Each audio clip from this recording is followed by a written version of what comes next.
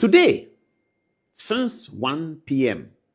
up to 8 p.m., Iyoko have been interrogating Kwabena Boahen here on the Ghana Water situation. They said Ghana Water has been paying some money to the National Signals Bureau, and that money has been stolen, chopped by him.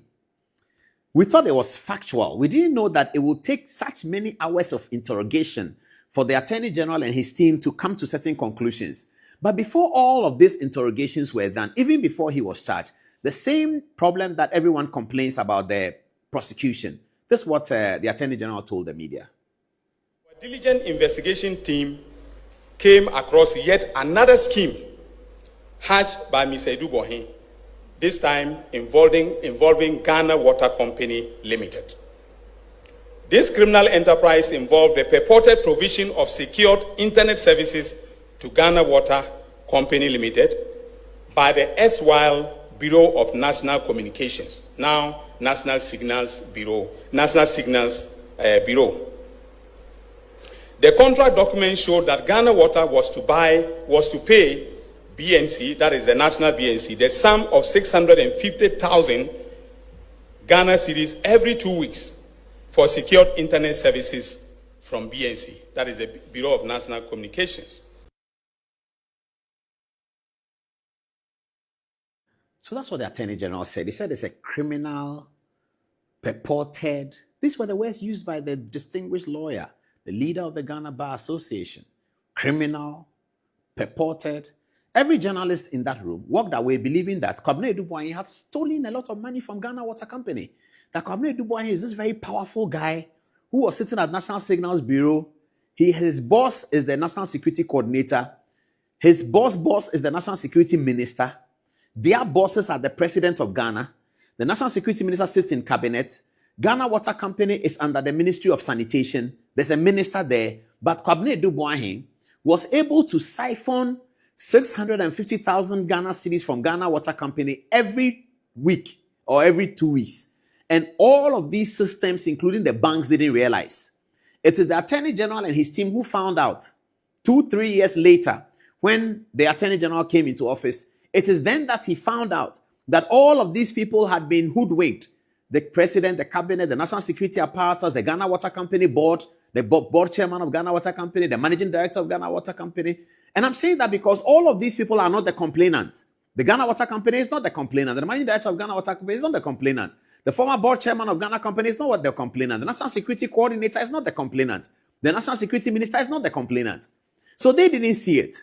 So this Kwabena Boahen, such a genius, as they are portraying him, I believe that he's a genius, but he's a genius in the right way. Very competent electrical engineer he is. Extremely competent. Anybody says that. Everybody says that.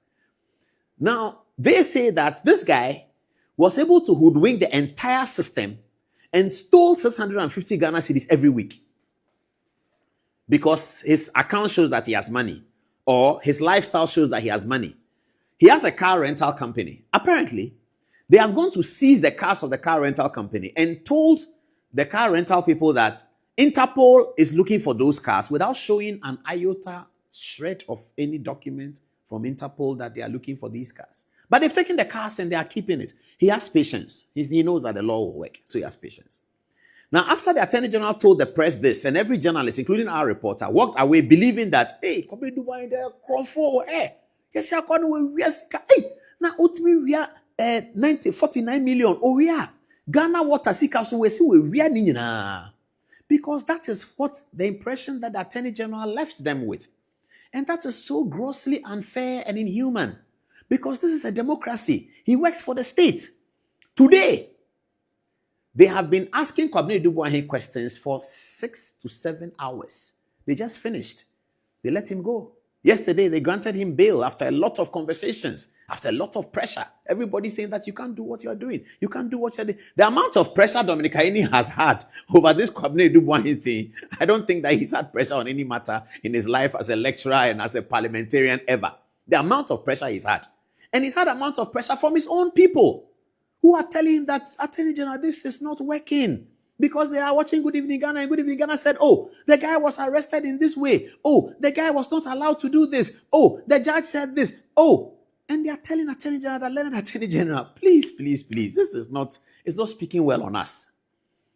Now they've been asking him questions for 6 hours. I read something somewhere where somebody was challenging the point I made. A very interesting article he wrote about the fact that in America, prosecutors do press conference. Yes, they always do. But go and look at the press conference, whether in those press conferences, they pronounce guilt on anyone. They'll come and say that we have had an information about Ghana Water. We have interrogated the suspect. The suspect has provided some answers. Those answers are unsatisfactory to us. So we are proceeding to court. It is in the court that the media will get the details.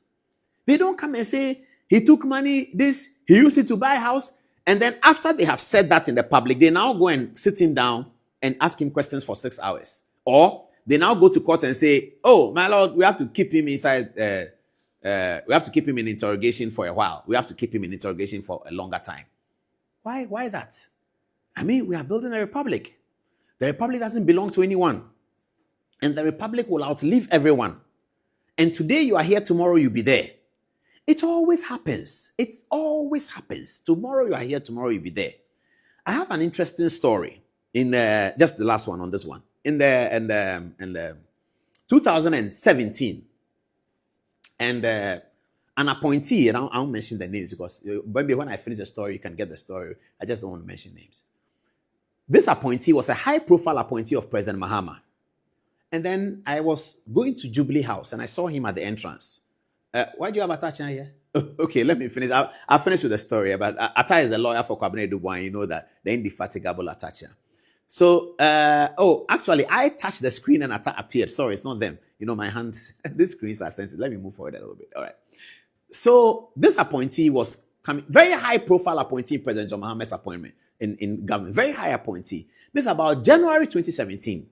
Akufo-Addo had just become president. So I saw him. I said, oh, what are you doing here? He said, come. I went. He said, only last week I was in this Jubilee House. I have been sitting down for 4 hours waiting for the person who took over from me to tell me something. And I have not been able to see the person. So I'm going.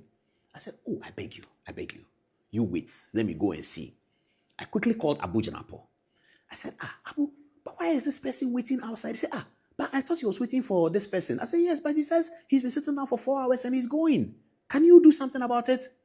I can't remember, but I think Abu did something about it. Okay, fast forward. 2024, January. The person who was outside looking for the person who was inside and sat down for 4 hours has come back to the same position. And he has come to replace this person who got him to wait for 4 hours. 8 years after. 8 whole years after. As if the 8 years didn't happen. As if it was 1 week.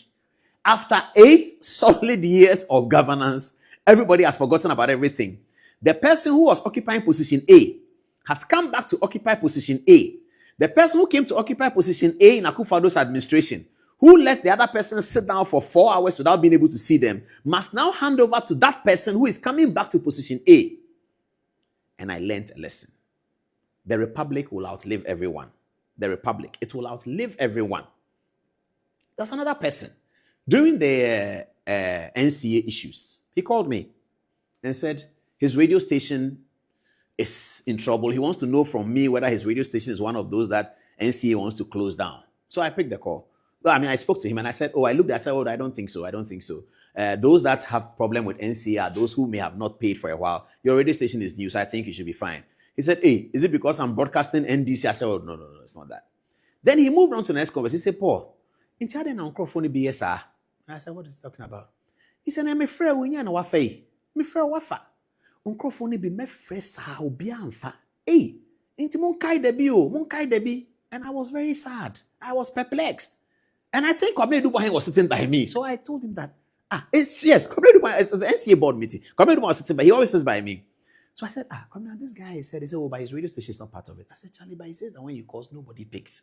He said, but who is he calling? I said, I'm sure he's calling our people. He says, nobody is picking. So I beg, this is his number. Tell Joe Anochi to call him. And then, Charlie, we can't do these things. And then we all smiled. He gave the number to Joe Anochi, and I think Joe Anochi called him. The guy is back in the same position today as John Mahama has become president. So, you see, this matter, Honorable Attorney General, these things how we treat human beings. We are politicians, we can go at each other's throats. In British Parliament, they even kill each other. We can do that. But human rights abuses, we should, as much as possible, eschew that one. Human rights abuses. By all means, prosecute anybody you want to prosecute. By all means, do that. But even within the context of prosecution, they don't want you to do certain things.